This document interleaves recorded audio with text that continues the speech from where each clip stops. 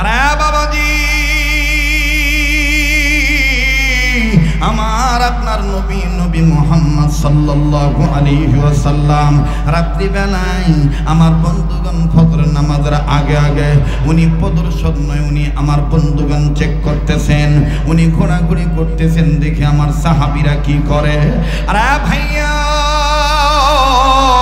কেন আপনি সমস্ত হাফিজি মাদ্রাসায় ছাত্রদেরকে দিবেন না?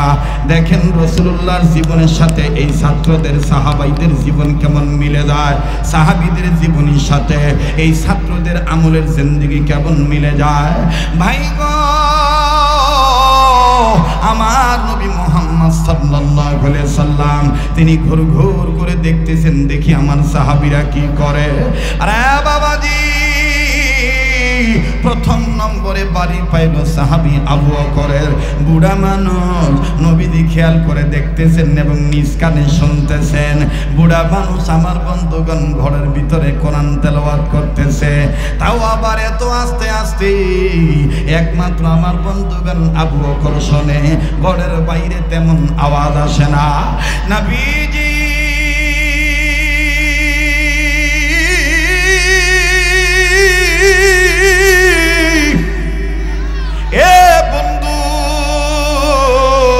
সাহাবী আবু বকর রাদিয়াল্লাহু তাআলা আনহুকে দেখে বুঝতে পারলেন আবু বকর বুড়া মানুষ কোরআন তেলাওয়াত করতেছে। যাই হোক, বুঝতে পারলাম আবু বকর কোরআন আস্তে আস্তে পড়তেছে। এবার দেখি অন্য সাহাবী কি করে। ভাই শুনতেছেন আপনারা?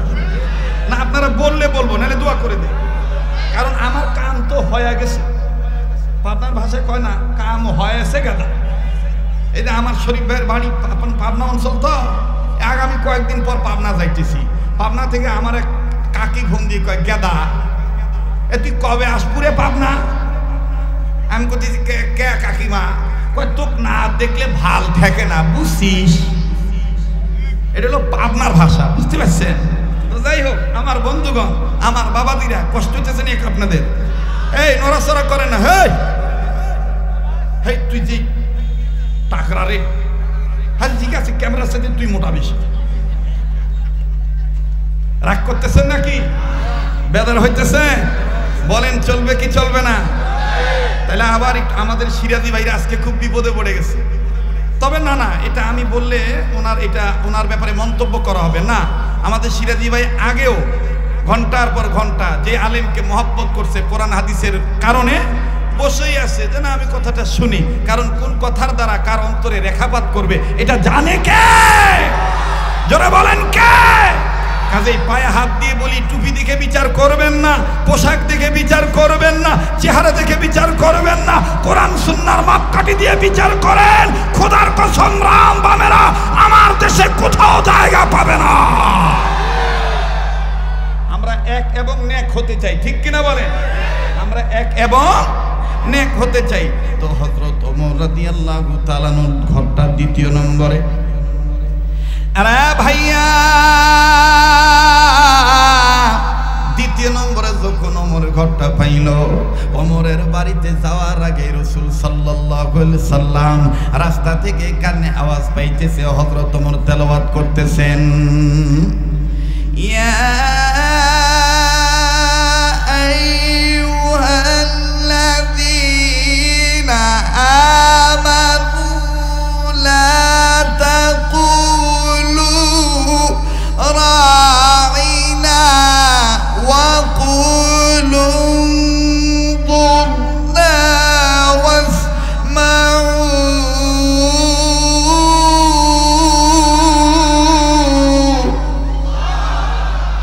আল্লাহর নবী বলতেছে, বাপরে, হ্যাঁ ফির আবার দেখো যে জোরে কষে। বুড়াটা আস্তে আস্তে পড়তেছে আর হযরত ওমর জোরে পড়তেছে। আরে কথা কয় করে এই সাওগুলা নামান তো, এই ক্যাপসুল ট্যাবলেট 1.5 টিকা 5 টিকা 4 আনা আদা 8 আনা সারান তো প্লিজ। মনোযোগী হন, মনোযোগী হন।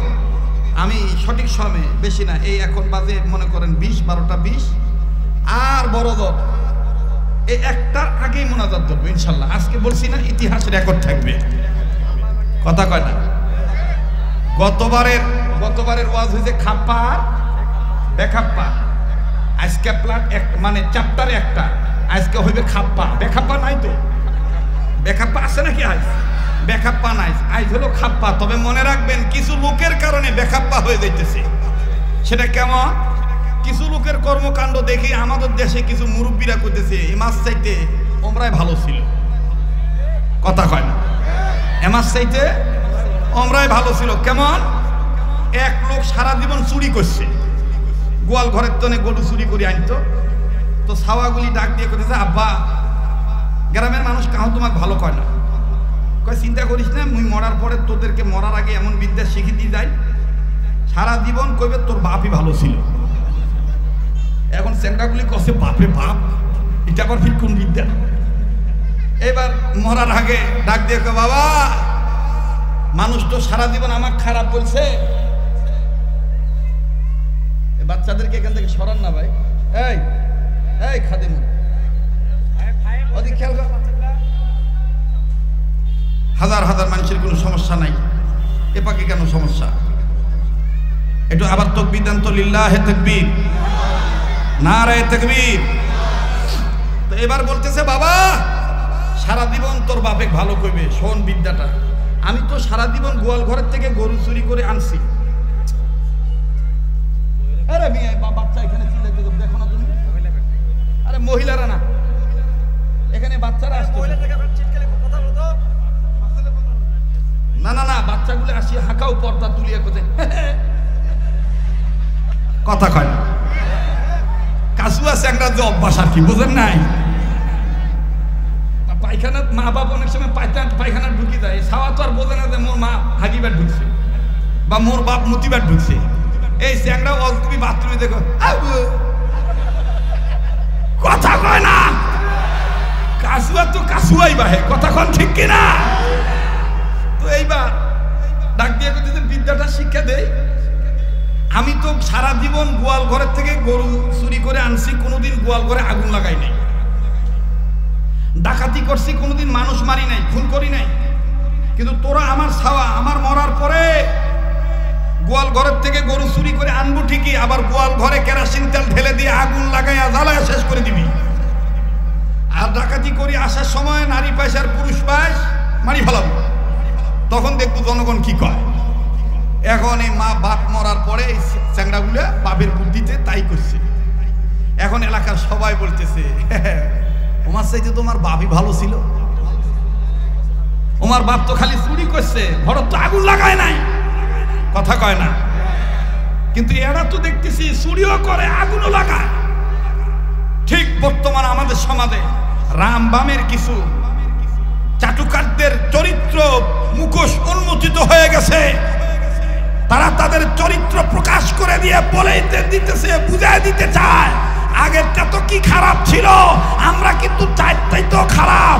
আমরা বলতে চাই যত খারাপই হও, আল্লাহ রঙের রঙিন হবে যারা, বাতিলের চক্রাঙ্গানিকে ভয় পাবে না তারা।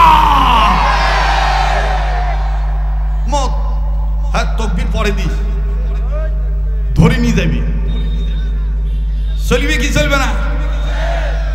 এবার আল্লাহর নবী ওমরের কাছে গেছে, ওমরের ঘরের ভিতর থেকে জোরে জোরে কোরআন তেলাওয়াতের আওয়াজ আসে। সুবহানাল্লাহ কন, আর একবার কোন সুবহানাল্লাহ।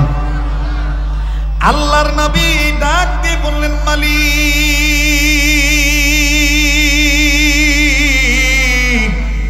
একই কালামে পাক তেলাওয়াত করতেছে আবু বকর, আরো কইল ওমর। কিন্তু আবু বকর দেখতেছি আস্তে আস্তে পড়ে। আজ যারা আমার বন্ধুগণ এরকম বলে ওয়াজ করবে, ওয়াজের মধ্যে কেন গরম ভাষণ দিবে, গরম বক্তব্য দিবে, এর একটু তুলতুলা কথা বলবে, তেল মালিশ করা কথা বলবে। আজ জামানায় এমন হয়ে গেছে বাবা, তেল যার যে মাথায় তেল আছে, তেলা মাথায় আরো বেশি করে তেল দেয়। কথা কোন ঠিক কিনা?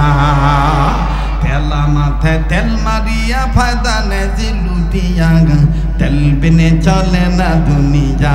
হাই রে, তেল বিনে চলে না দুনিয়া। বলেন, তেল বিনে চলে না দুনিয়া।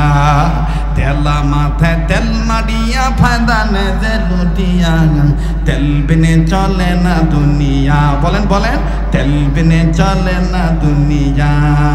নারিকেল সরিষা তিসি বাদাম সোয়াবিন, সূর্যমুখী তিলের তেলের ডিজেল কেরোসিন, ভাইরে ডিজেল কেরোসিন। কথা কয় না?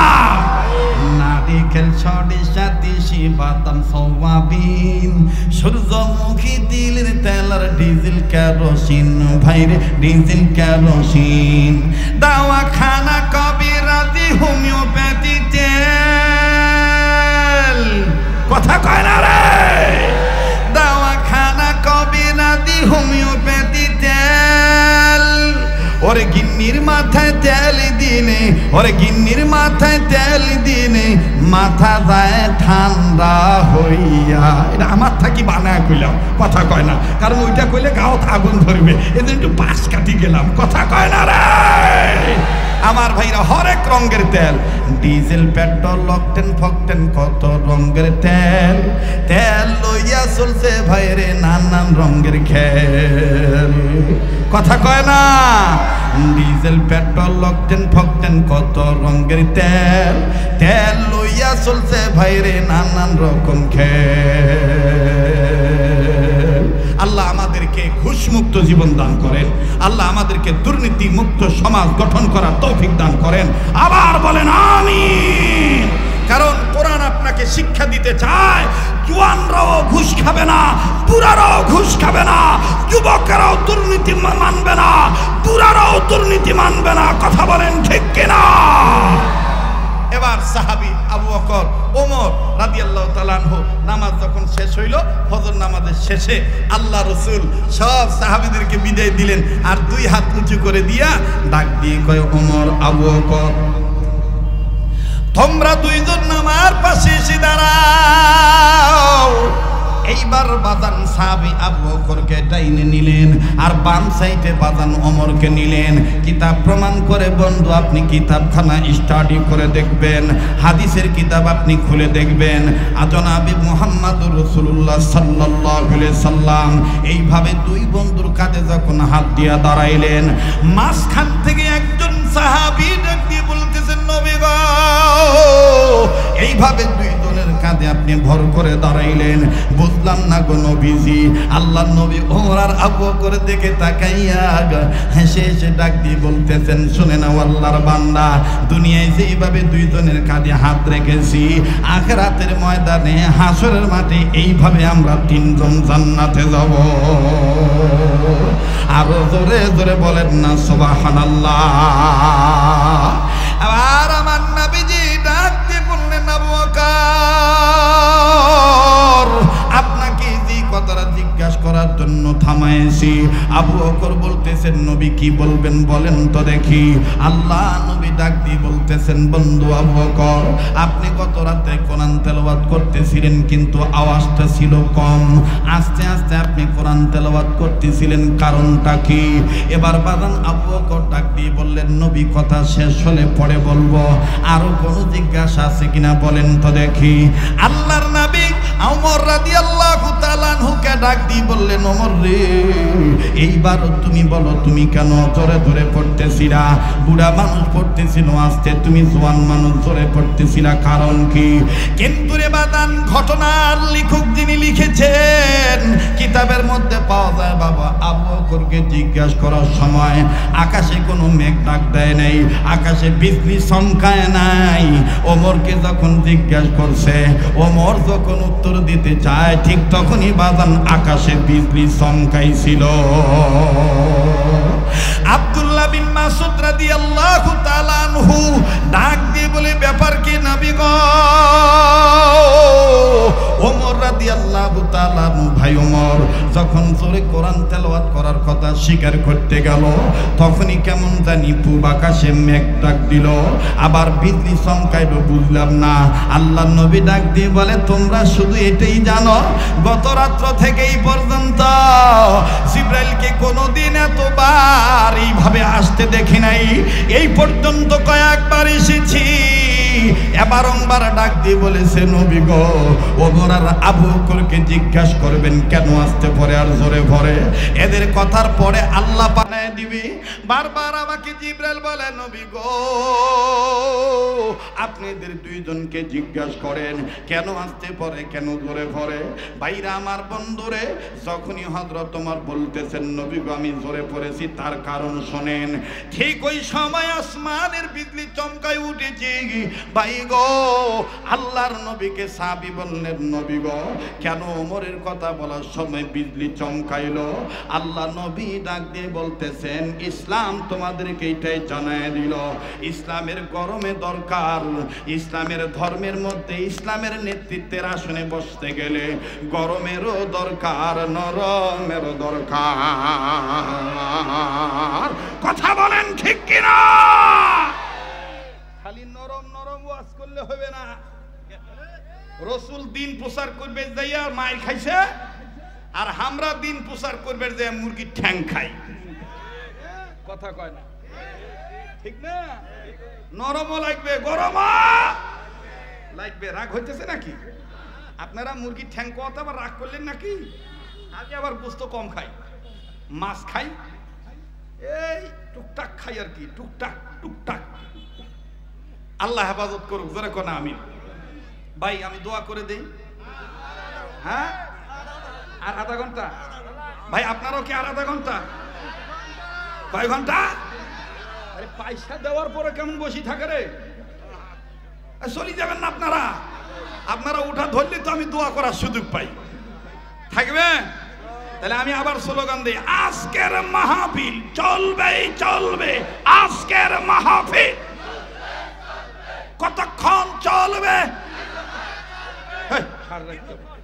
আল্লাহ যতক্ষণ চালায় ইনশাআল্লাহ আল্লাহর নবী ডাক দিয়ে বলতেছেন ওমরের কথা বলার সময় বিজলি চমকাইছে আকাশে ডাক দিয়েছে এর কারণ হলো উভয়ের দিলের মধ্যেই কোরআনের সম্মান আছে সুবহানাল্লাহ বলেন তাইলে বলেন তো কোরআনকে সম্মান করলে জাহান্নাম থেকে মুক্তি পাওয়া যাবে কি যাবে না যাবে কি যাবে না এইখানে আমি ছোট্ট একটা ঘটনা বলবো ওমর কেন জোরে পড়ছে আবু বকর কেন কোরআন তেলাওয়াত আস্তে করলেন দেখেন তারা কি জবাব দেয় আমি কথাটা আপাতত ওলামাদের কাছে জমা রেখে আমি ছোট্ট একটা নুসখা নিয়ে আসতেছি আমাদের পূর্বপুরুষ আকাবির হযরত উলামা একরাম যারা ছিলেন ফকিহুল ইরশাদ কুতুবুল আলম হযরত ফকিহুন নফস মুফতি রশিদ আহমদ গঙ্গি রহমতুল্লাহ আলাই ওনার জীবনী থেকে ছোট্ট একটা কথা আমার মনে পড়ে গেছে অনুমতি যদি দিতেন বাবা মাত্র 5-7 মিনিট লাগবে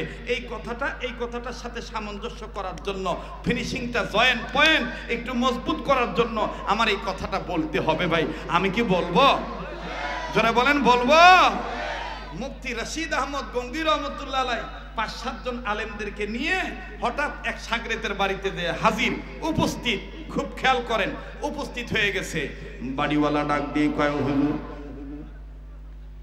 ওগো হুজুর আপনি আমাকে না জানাই এইভাবে চলে আসলেন আমাকে না জানাইয়া আল্লাহর ওলি রশিদ আহমদ গঙ্গি রহমতুল্লাহ ডাক দিয়ে বলতেছেন বেটা তুমি কোরআনের হাফেজ তুমি সাহেবুল ইলম তুমি আলেম মানুষ গত রাতে আমি তোমাকে স্বপ্ন দেখেছি আমি তোমার কাছে আসার জন্য কোনো চিঠি দেওয়ার প্রয়োজন মনে করি নাই আমি 5-7 জন আলেম নিয়ে এসেছি ভক্ত লোকটা ডাক দিয়ে বলতেছেন হযরতজি অনুমতি যদি দিতেন আমি বাজার করে নিয়ে আসি আপনাদের মেহমানদারি করব ভাই গো এই কথা বলি আমি মোনাজাতের দিকে চলে যাব ফিনিশিংয়ের দিকে যাব আরে বাবাজি কেউ যদি চলে যায় বাজান তাদেরকে চলে যেতে দিবেন খবরদার কারো যাওয়া দেখে কেউ যাবেন না এইটা তো সেই মাঠে ভাইয়া যেই মাঠে রাত্র 2টা পর্যন্ত বয়ান হয়েছে এইটা তো সেই এলাকা বাবা যেই এলাকায় কবি রজনী পর্যন্ত আমি মাহফিল করেছি ঝড় বৃষ্টি উপেক্ষা করে আপনারা বয়ান শুনেছেন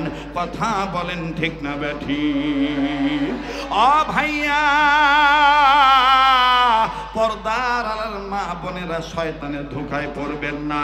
শয়তান বুঝে ফেলে দিয়েছে এই পাগলা আজকে যেই পাগলামি করেছে, আল্লাহর সাথে যেইভাবে তার নেটওয়ার্কটা জোড়া লাগাইছে, আজ যদি এই পাগলাটা কাবা ধরা হাত তুলিয়া দোয়া করে, আল্লাহ আজকে দোয়া ফিরে দিবে না। অতএব যাকে পারবো তাকে নিয়ে যাব। আমার বন্ধুগণ, শয়তানির ধোঁকায় পড়া যাবে না। আর বাবাজি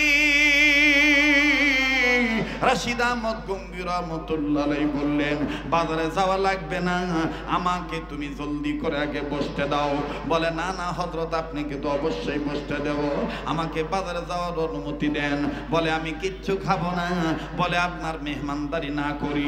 উম্মতের আলেম যারা আছে আপনার সাথে, তাদেরকে তো মেহমানদারি করাইতে হবে।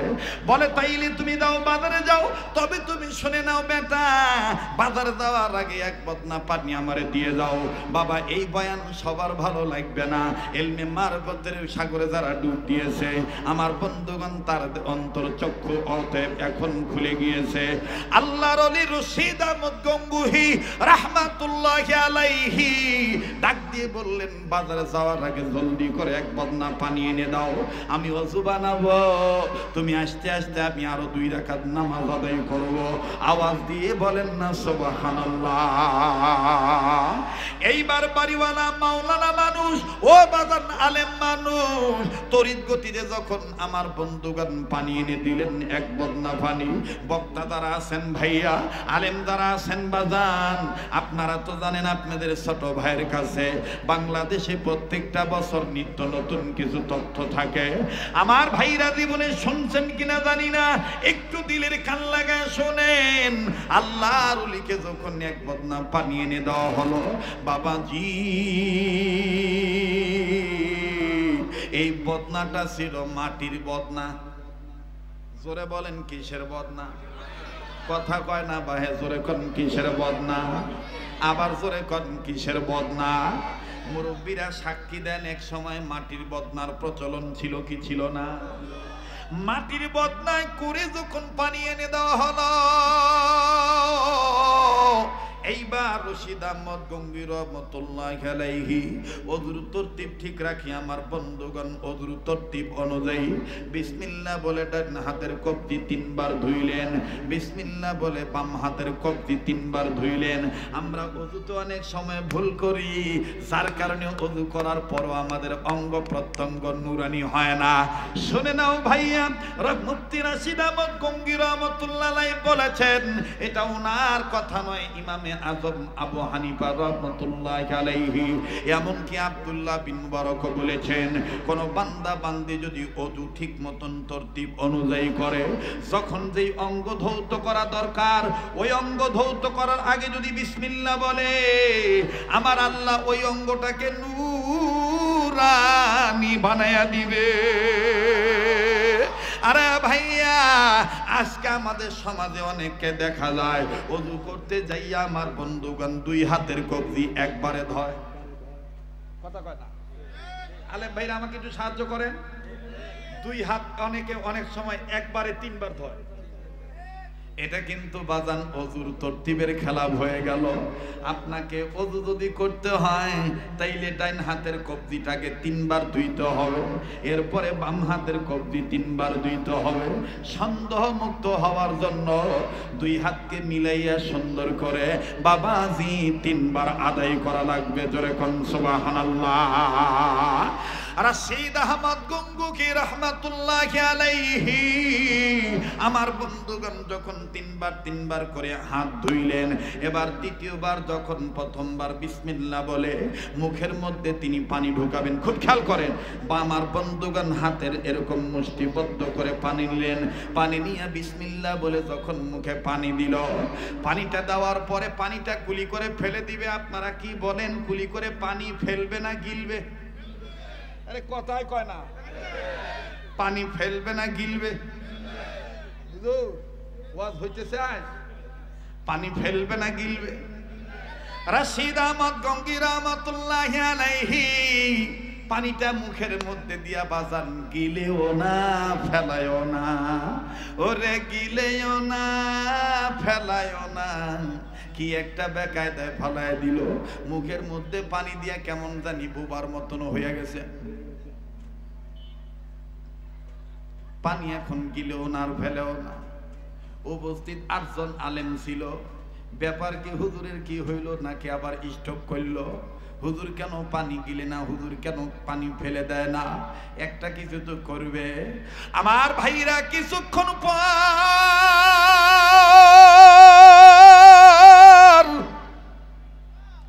রশিদ আহমদ গঙ্গুহি পানি মুখ থেকে ফেলে দিলেন। আমার বন্ধুগণ মুখ থেকে ফেলে দিয়ে চোখটা লাল হয়ে গেছে, কান্না করতেছে আর ডাক দিয়ে বলে, সময় নেই, সময় নাই, জলদি করে আলেমরা আমার পাশে দাঁড়াও, সম্মিলিত কণ্ঠে তোমরা জিকির করো, কালেমা শরীফের তোমরা টান দাও, তৌহিদের কালেমাটা জোরে জোরে পড়ো। এবার সবাই রাশিদ আহমদ গঙ্গুহির চতুর্দিকে দাঁড়াইলেন। দাঁড়াইয়া আমার ভাইরা মন খারাপ করবেন না। এই পাগলের একটা অভ্যাস আছে, রাত্র যত গভীর হবে কণ্ঠের মধ্যে আল্লাহ ততই জোর দিয়ে দিবে। এটা আমার আল্লাহর দান। বলেন না কার দান? আবার বলেন না কার দান? এবার চতুর্পাশে 7 জন 8 জন আলেম দাঁড়াইলেন। 7 জন আলেম দাঁড়াইয়া 8 জন আলেম দাঁড়াইয়া সম্মিলিত কণ্ঠে বলা শুরু করলো, লা ইলাহা ইল্লাল্লাহ, জোরে লা ইলাহা। আমার ভাইরা, লা ইলাহা ইল্লাল্লাহু মুহাম্মাদুর রাসূলুল্লাহ সাল্লাল্লাহু আলাইহি সাল্লাম। আমার ভাইরা জিকির যখন কয়েকবার হয়ে গেল, কালেমা শরীফ পুরা পড়ার পরে এবার রশিদ আহমদ গঙ্গুহি জিকিরের শেষে তাদের মাঝখান নিয়ে দাঁড়াইয়া 2 হাত আসমানের দিকে উঠাইয়া ডাক দিয়ে কয়, আল্লাহ গো, ওই এলাকার কবর আযাব তুমি মাফ করে দাও। আল্লাহ ওই কবরওয়ালার কবর আযাব তুমি মাফ করে দাও। আল্লাহ ওই কবরওয়ালার কবর আযাব তুমি মাফ করে দাও। উপস্থিত আলেমরা ডাক দিয়ে কয়, মালিক,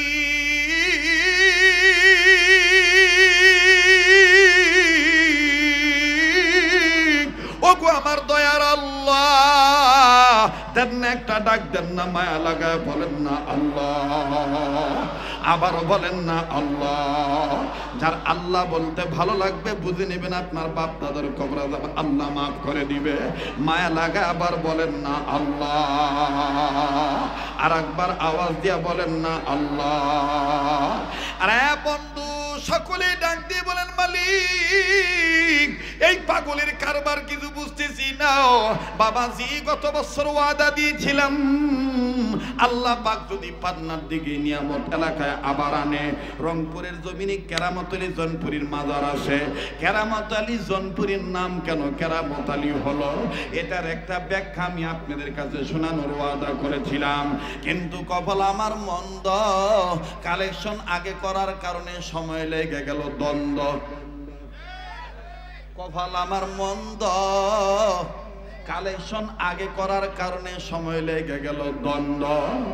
বাজানরে কথাটা যদি হইল আকারে ছন্দ, আমি মিটাই দিব আগামী 21 অক্টোবর ইনশাআল্লাহ। ওই জায়গায় আমি বলবো কেরামত আলীর নাম কেন কেরামত আলী রাখা হলো। সাংঘাতিক তত্ত্ব বাজান এই পাগলের মেমোরিতে জমা আছে। আমার ভাইরা বলেন, কবুলের মালিক কে? আওয়াজ দিয়া বলো না কে? আর একবার আওয়াজ দিয়া বলো কে? মুসলমান ভাইরা আমার বন্ধু রে, আজ কেমন জানি আমার বন্ধুগণ ভালোবাসার ভূতে ধরেছে, যেই দিকে গলায় টান দেয় ওই দিকেই যায়। কথা কয় ঠিক না?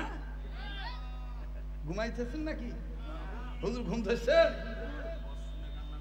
মাশাআল্লাহ। আল্লাহ, আয় আল্লাহ, এই রুনা জারি করনেওয়ালা ব্যক্তির উসিলা আমাদেরকে মাফ করে দাও। বলেন না আমিন। এই জন্য তো বাজান কোন কবি বলেছেন, ওরে চিনিলে খরি, ওরে চিনিলে জরি,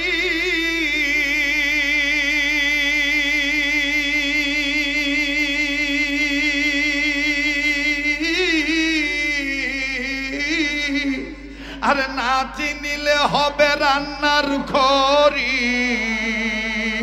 আরে চিনার মতন চিনে নিয়ে আমল করলে তুই, ওরে চিনার মতন চিনে নিয়ে আমল করিলে তুই জান্নাতে পাবি বাড়ি। বলে গেল পাগল সাধক শরীয়ত পুরি। কথা বলেন ঠিক কিনা? চিনিল যারা পাইল তারা, জোরে চিনিল যারা পাইল তারা, চিনিনি যারা পাইনি তারা, চিনিনি যারা পাইনি তারা।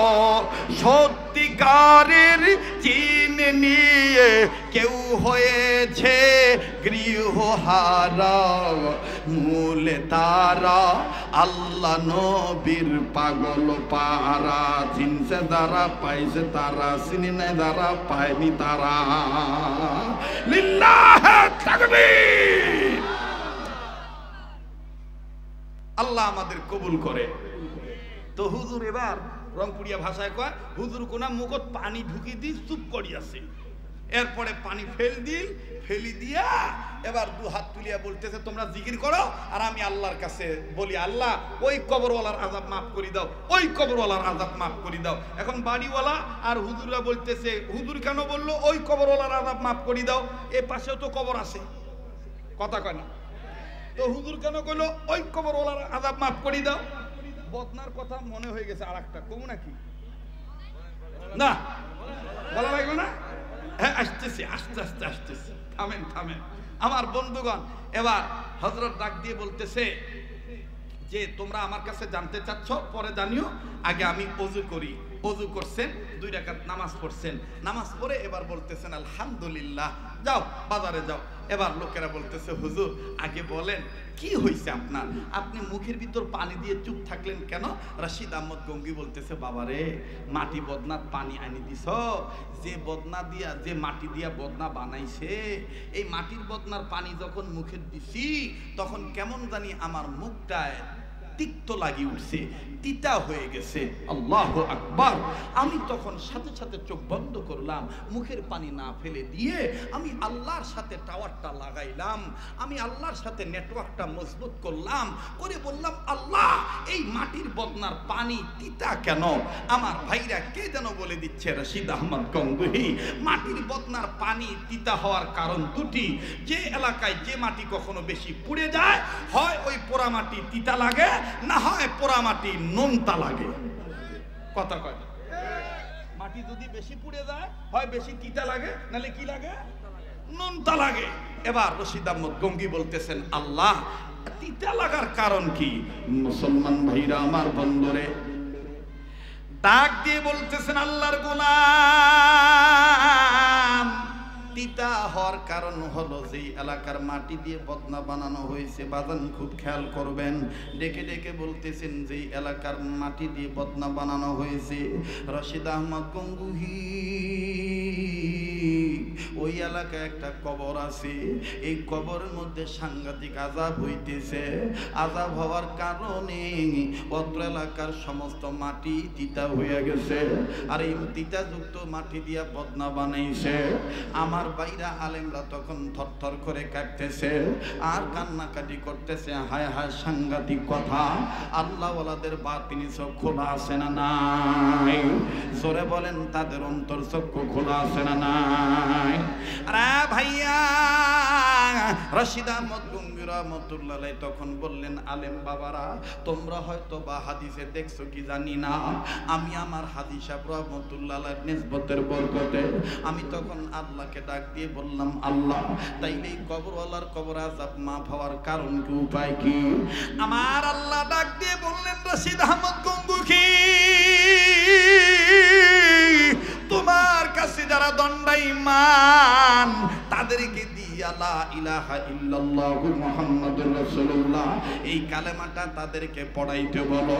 আজকে আমি আপনাদের একটা ভুল ভেঙে দেই, যারা বলে এই আল মকবুল মাদ্রাসা ছোট মাদ্রাসা, এই মাদ্রাসায় টাকা দিয়ে লাভ কি, বড় বড় আলেম তো হয় না। শুনিয়া লও ভাইরা আমার, হাটাদারি মাদ্রাসার একজন বয়োবৃদ্ধ বুজুর্গ আলেম ছিলেন আমার আলেম ভাইরা বাবারা, তার নাম অবশ্যই শুনিয়া থাকবেন। তার নাম হলো মাওলানা জমিরউদ্দিন রহমাতুল্লাহি আলাইহি। মাওলানা জমিরউদ্দিন রহমাতুল্লাহি আলাইহি তিনি তার কিতাবের মধ্যে লিখেছেন, মাদ্রাসা ছোট হোক আর বড় হোক, তুমি আলেম হও আর নন আলেম হও, তোমার ইলম থাক আর নাই থাক, তুমি কিচ্ছু জানো আর না জানো, যদি তুমি ছোট্ট একটা সন্তান হিসাবে, যদি তুমি মুসলমান হিসাবে কালেমা তৈবাটা একবার সহি করে পড়তে পারো, আর তোমার মা বাপ যদি মরে যাইয়া থাকে, ওই মরা মা বাবার কবরের পাশে দাঁড়াইয়া একবার যদি তুমি বিশুদ্ধভাবে কালেমা লা ইলাহা ইল্লাল্লাহু মুহাম্মাদুর রাসূলুল্লাহ এই কালেমা শরীফটা যদি তুমি পাঠ করো, আমার আল্লাহর সাথে সাথে তোমার বাপ মার কবর আযাব মাফ করে দিবে। বাজান রে, কেমন লাগলো? কতটা ভালো না খারাপ? আমার বন্ধুগণ, মাফ করার মালিককে রশিদ আহমদ গঙ্গি রহমতুল্লাহ ডাক দিয়ে বলতেছে, আমি এখন চিন্তা করে দেখলাম তার ছেলে পাই কোথায়, তার মেয়ে পাই কোথায়, তার আত্মীয় স্বজন পাই কোথায়। আবার আমি হাদিসের দিকে নজর দিলাম, নবী বলেছেন প্রতিটি মুসলমান মিল্লাতের দিক দিয়া ভাই ভাই, কথা বলেন ঠিক না বেঠিক? রক্ত আমাদের একটাই, আমাদের জাতির পিতার নাম ইব্রাহিম খলিলুল্লাহ, আমাদের জাতির পিতার নাম দুনিয়ার কোনো হোমরা সোমরা পেট ডাংরা মুখ ডাংরা শয়তান হইতে পারে না। চিল্লা বলো ঠিক কিনা? আমাদের জাতির পিতার নাম ইব্রাহিম খলিলুল্লাহ, কোনো সন্দেহ নাই। যারা এটা সন্দেহ করবে তাদের ঈমান নাই। নারায়ে তাকবীর। মুসলমান ভাইরা আমার বন্ধুগণ, রশিদ আহমদ গঙ্গি রহমতুল্লাহ বলেন, আমি চিন্তা করে দেখলাম তোমাদের সাথে রক্তের কোনো সম্পর্ক নেই, কিন্তু মুসলমান তোমরা ধর্মীয় ভাই ভাই, এই জন্য তোমরা এই জায়গা থেকে লা ইলাহা ইল্লাল্লাহ বলবা, মুহাম্মাদুর রাসূলুল্লাহ বলবা, আল্লাহ পাক ওই দুরুদেশের কবর আযাব মাফ করে দিবে। তাই হলো যখন তোমরা লা ইলাহা ইল্লাল্লাহর জিকির করলা, মুহাম্মাদুর রাসূলুল্লাহ সম্পন্ন কালেমা পাঠ করলা, আমার আল্লাহ ওই কবরওয়ালার কবর আযাব মাফ করে দিল। আমি আবার ওযু শুরু করলাম, পানি মুখে নিয়ে দেখি পানি স্বাভাবিক হয়ে গেছে। আরো জোরে জোরে বলেন না সুবহানাল্লাহ। এই জন্য নিয়ামত এই গঙ্গাচড়া এলাকা, পান্নার দিকে এলাকায় বলবো, মাদ্রাসা যত বেশি হবে কোনো সমস্যা নাই। যেই হুজুর বলবে ওই মাদ্রাসা আবার কেন হয়েছে, বুঝবেন এই ব্যক্তিটার কালেমার প্রতি বিশ্বাস নাই। মাদ্রাসা যত বেশি হবে তত বেশি এলাকায় ইসলামের আলোয় আলোকিত হবে। ঠিক কিনা বলে? আমার ভাইরা, আর লম্বা করতে চাই না, আমি আবারও পিছনের কথায় ফিরে আসতে চাই। কোরআনকে সম্মান করলে নিজেদের দাম বাড়ে না কমে? জাহান্নাম থেকে মুক্তি পাওয়া যায় কি যায় না? আলেমদের সম্মান কেন? আলেমদের সিনার ভিতরে কোরআন আছে। কোরআন যাদের মধ্যে থাকবে আমল করবে, যারা কোরআন দিয়ে রাষ্ট্র পরিচালনা করবে, যারা কোরআন দিয়ে পরিবার চালাবে, তাদেরকে দুনিয়া আখিরাতে সম্মান দিবে কে? এবার ডাক দিয়ে বলতেছে, বন্ধু আবু বকর, আপনি যে আস্তে আস্তে পড়তেছেন কারণ কি বলেন তো? হযরত আবু বকর বলতেছেন, ইয়া রাসূলুল্লাহ, ইয়া হাবিবাল্লাহ, আমি আস্তে পড়ার নিয়ত হলো, আমার দিল সাক্ষী দিয়েছে আস্তে পড়লো যে আল্লাহ শুনবে, জোরে পড়লো ওই আল্লাহ শুনবে। সুবহানাল্লাহ কর। এবার ওমরে জিজ্ঞাসা করছে, ওমর তুমি এত জোরে পড়তেছিলা কেন? হযরত ওমর কয়, ইয়া রাসূলুল্লাহ, আমি যুবক মানুষ, আমার জোরে পড়ার কারণ হলো বিধান আল্লাহর জমিনে আল্লাহর আইন আমি তেলাওয়াত করব, আল্লাহর কালাম আমি পাঠ করব, আল্লাহর কালাম আমি তেলাওয়াত করব, আল্লাহর সাথে আমি কথা বলবো। আমি তাদের ঘুম ভাঙাইতে চাই যারা আল্লাহটা খায়াও আল্লাহর জমিনে ঘুমায় থাকে, আল্লাহর কালামের সাথে সম্পর্ক রাখে না, আল্লাহর আইন মানতে চায় না, দুনিয়ার বেদ আর পড়তে চায় গীতা, বেদ আর পড়ে গীতা পড়ে হয়ে গেছে যারা তিতা। ওগো নবী, এই তিক্ত মানুষদেরকে আমি মিষ্ট বানানোর জন্য ইসলামের বাণী উচ্চ আওয়াজে প্রকাশ করি। আল্লাহু আকবার বলে, আরো জোরে কোন আল্লাহু আকবার। এবার বিশ্ব নবী তখন তো কাঁধে হাত নিয়ে বলছে, এখন নবীজি দুইজনের হাত উঁচু করে বলতেছেন, আপনারা সাহাবীদেরকে বলতেছে আপনারা বলেন, আমি বলবো আপনারা বলবেন। রাসূল বলতেছেন রব্বানা তাকাব্বাল মিন্না ইন্নাকা আনতাস সামিউল আলিম, সাহাবীরা বলতেছেন আল্লাহুম্মা আমিন। যখন দোয়া শেষ হয়ে গেল, আল্লাহ রাসূল বলতেছেন হাশরের ময়দানে তো কাঁধে হাত রেখে তো জান্নাতে যাবই তিনজন একসাথে, কিন্তু জান্নাতের গেটের কাছে যাইয়া তিনজন তো আর একসাথে এইভাবে ঢোকা যাবে না। দুনিয়াতে এক দুয়ারের মধ্যে তিনজন একভাবে কাঁধে হাত রেখে ঢোকা যায়। তখন আল্লাহ রাসূল বললেন, ওই কাঁধ থেকে হাত সরাইয়া আমার ডান দিক থাকবে আবু বকর, বাম দিক থাকবে ওমর, মাঝখানে আমি রাসূলের হাত থাকবে। এইভাবে টেনে নিয়ে দুইজনকে একসাথে তিনজন জান্নাতে যাব। সুবহানাল্লাহ বলে। আমার ভাইরা, পরিশেষে ক্ষমা মার্জনা দৃষ্টিতে দেখবেন, আমাকে মাফ করে দিবেন। বেঁচে থাকলে আবার দেখা হবে ইনশাআল্লাহ। দোয়া না করে কেউ যাবেন না। যারা দাঁড়িয়ে আছেন বসেন, মেহরবানি করে সবাই বসে পড়েন। ভাইয়া, ও ভাইয়া, ও বাবা, কার দোয়া কখন কবুল হবে এটা কেউ জানে না বাবা, এক্ষুনি দোয়া হয়ে যাবে। কেউ দোয়া না করে যাবেন না, মেহরবানি করে ভিতরে প্রবেশ করেন। এখন আল্লাহ থামেন, আল্লাহর হস্তে অনুরোধ করে বলবো। কেন বলতেছি জানেন? আমার দিল বারবার বলতেছে আজকের মাহফিলে দোয়া আল্লাহ ফিরে দিবে না, দোয়াটা কবুল হয়ে যাবে। কেননা আজকের মাহফিলের চিত্রটা ব্যতিক্রম হয়ে গেছে। কথা বলেন ঠিক কিনা? আল্লাহ কবুল করেন। এক্ষুনি মাদ্রাসার মুহতামিম সাহেব আপনাদের কাছে কিছু কথা বলবেন, এরপরে আমি ওনাদের অনুমতি ক্রমে সবাইকে নিয়ে একসাথে মোনাজাত করে বিদায় হব। যুবকদের দিলে তামান্না, হুজুর একটু আযান শোনাবেন। আযান তো প্রতি বছর শোনাই, আজকে আর শোনান যাবে না। হ্যাঁ, তাহলে বস দেখি। আলহামদুলিল্লাহ, সালাতু ওয়াসসালামু আলা আশরাফিল আমবিয়া ওয়াল মুরসালিন محمد وعلى آله وأصحابه أجمعين. ربنا ظلمنا أنفسنا وإن لم تغفر لنا وترحمنا لنكونن من الخاسرين.